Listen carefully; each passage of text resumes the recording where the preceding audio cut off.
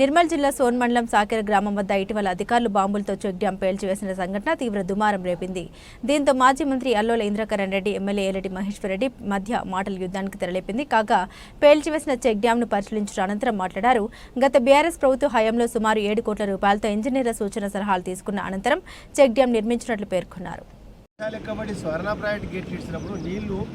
అక్కడ పోయి సోన్ దగ్గర గోదావరి నీళ్లు కలుస్తాయి. ఆ పోచది తెలుస్తుంది. ఆ నీళ్లు రివర్స్ వస్తుంటాయి.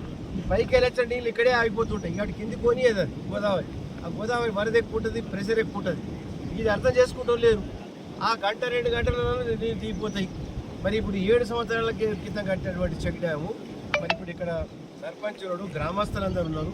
అంతకు మొదలు బోర్ వేయాలంటే 200 ఫీట్ల కూడా నీళ్ళు పడకపోతుంటాయి. ఇప్పుడు 40 ఫీట్లకే నీళ్ళు పడుతున్నాయి. ఈ పక్కన మేము చెక్ డ్యాం కట్టినాక సంవత్సరం తర్వాత సాయకర వల్ల భూములు ఇటు కూడా ఉంటాయి. దీనికి వెళ్ళి రాకపోకలు కూడా పాపం పోతుంటారు, వస్తుంటారు. అక్కడ బోర్వేళ్ళు రీఛార్జ్ అయినాయి. దాంతో ఎంతో సంతోషపడ్డారు.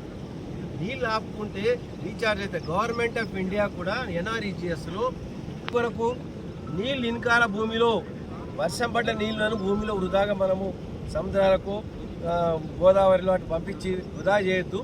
ఎక్కడికక్కడ నీళ్ళు ఇనుకుతేనే ఆ నీళ్లు మనకు రీఛార్జ్ అయ్యి మళ్ళీ మనకు బోర్వేల రూపకంగా మనకు బయట రావడానికి అవకాశం ఉంటుంది.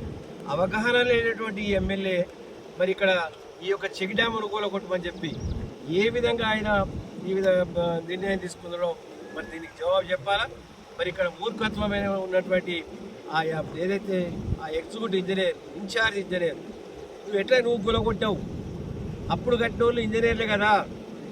అప్పుడు కట్టినప్పుడు ఇవన్నీ నీళ్ళు వస్తాయని చెప్పి ఇప్పుడు ఈ లెవెల్కి ఉంది. వర్షం పడితే ఇప్పుడు ఆ నీళ్లు దాని పైకి వెళ్ళిపోతుంటాయి. ఈడ నీళ్లు నిండినాక మరి అతి కష్టం మీద తర్వాత నువ్వు వాళ్ళకి పర్సెంటేజ్లు అడిగి పైసలు అడిగి ఇవ్వకుంటే నువ్వు పనులు ఆపుతావా? ఇప్పుడు ఇలా చెక్ డ్యామ్ ఆపేది. మరి ఈ చెక్ డ్యామ్ కట్టిన కాంట్రాక్టర్ నాకు ఇప్పుడు గచ్చినే అడుగుమని చెప్పండి. చెక్ డ్యామ్ కట్టు నాయన, మంచిగా కట్టు అని చెప్పినాం. నిజంగా కూడా కాంట్రాక్టర్ మెచ్చుకోవాలా. ఎంత మంచిగా కట్టిండు, ఎంతో సుత్తెల బట్టి గన్ల బట్టి కొడితే పలకలేదు, అంతేనా? అటువంటిది హోల్ వేసారు, బాంబు డ్రిల్లింగ్ మిషన్ వేసి బాంబు పెట్టి పలగొట్టారంటే నిజంగా కూడా ప్రభుత్వం దీనిపైన వెంటనే చర్య తీసుకోవాలా. ఈ పైన వెంటనే యాక్షన్ తీసుకున్నాలా. వెంటనే ఈని ఇక్కడ ఉంటే మాకు ప్రమాదకరంగా ఉంటుంది. వెంటనే తొలగించి మరి యొక్క ఈ చెక్ డ్యామును ఖచ్చితంగా ఎందుకు కొలగొట్టినది ఎంక్వైరీ చేసి ఆ జిఎన్ఆర్ కాలనీ మరి అక్కడ నీళ్ళు వస్తున్నాయంటే ప్రభుత్వము దీన్ని మూలగొట్టకుండా వాడు కావాలంటే ఒక పారాపెట్ వాల్ కట్టనుంటివి, ఒక ఆర్సీసీ యొక్క గోడ కట్టనుంటివి. అక్కడి నుంచి ఇక్కడ దాకా గోడ కడితే జిఎన్ఆర్ కాలనీకి నీళ్ళే పోవు. మరి అది ఏక దీన్ని పడగొడితే అది ఏ పిచ్చి ఆలోచన చేసినాం అని చెప్పి అడుగుతున్నాం. మరి గ్రామస్తులకు కూడా స్టేట్మెంట్ తీసుకొని ఇప్పుడు ఇంత ఈ ప్రాజెక్టు ఈ యొక్క వీళ్ళు అనుకుంటున్న ఒక ప్రాజెక్ట్ పిల్లలకు అక్కడ వెనక సైడ్ మంచి ఈతలు కొడతారు, చనిపోయినప్పుడు ఇక్కడ మంచి స్నానాలు చేస్తారు, రజకులకు బట్టలకే కార్యక్రమం ఉంటుంది. నీరు ఉంటే ఎంతో ఆనందంగా ఉంటుంది. నీరు లేకుంటే మరి మన జీవితాలు లేవు. అది మరి గమనించాలా. మరి గ్రామస్తులకు మరి ఇప్పుడు గతంలో ఉన్నటువంటి సర్పంచ్ కానీ ఇక్కడ రైతులకు కానీ ఒక్క మాట అని చెప్పినా మేము చెక్ డ్యాం కూలగొడతామని. మీ అబ్బా సొమ్మ ఇది కూలగొట్టడానికి? మీ ఆస్తి ఇది ఎట్లా కూలగొట్టామని అడుగుతున్నా చెప్పండి. నువ్వు ఏ విధంగా నువ్వు కూలగొట్టావు? ఇంతమంది ఉన్నారు సాయకర వాళ్ళు, ఒక్కళ్ళకైనా అడిగిరా ఎవరికైనా? ఇదే ప్రజాస్వామ్యము, ఎమ్మెల్యే డిక్టేటర్షిప్లో ఇది చేయడం అనేది. మరి ఒక దిక్కు కేంద్ర ప్రభుత్వమే ఇంకుడు గుంతలు కట్టమంటున్నారు. ప్రతి ఇంట్లో ఇంకుడు గుంత తగ్గమంటారు. ఎందుకు? నీళ్ళు ఇంకాలని. దీంట్లో నీళ్ళు ఉంటేనే భూగర్భ జలాలకు నీళ్ళు వస్తాయి. బోర్లు 40 ఫీట్లలో బోర్లు నడిస్తే రైతులు పంట. ఎలక్షన్లోనే ఇట్లే అబద్ధాలు చెప్పాడు.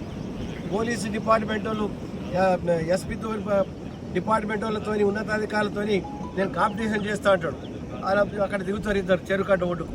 నీ తుపాకీ నీళ్ళల్లో వేయు, నా తుపాకీ నీళ్ళలో వేస్తా. ఓళ్ళ తేలితో వాళ్ళు గొప్ప అంటాడు.